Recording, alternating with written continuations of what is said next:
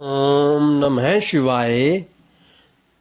द्वंद्व युद्ध कथा 21वां अध्याय पंचम खंड श्री रुद्र संहिता शिव महापुराण।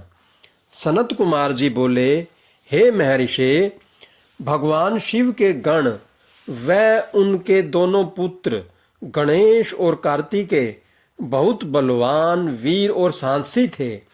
उन्होंने अपने पराक्रम से दैत्येंद्र जलंधर के परम वीरों कालनेमी, शुंभ और निशुंभ को पराजित कर दिया।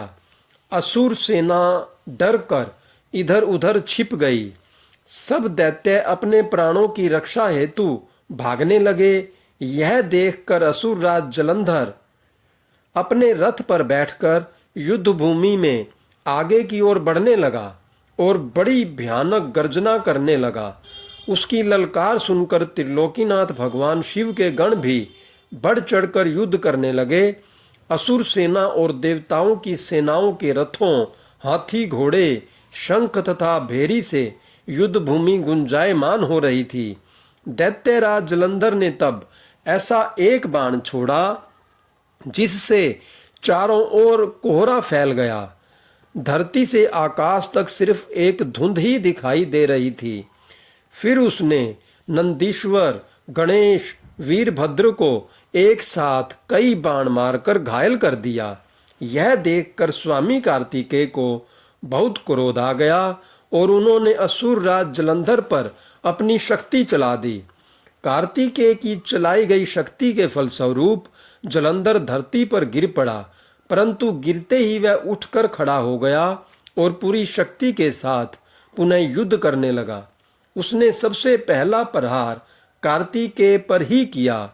जलंधर ने अपनी गदा उठा ली और पूरे बल के साथ कार्तिकेय को मारी, जिससे कार्तिकेय अपनी चेतना खो बैठे और बेहोश होकर धरती पर गिर पड़े।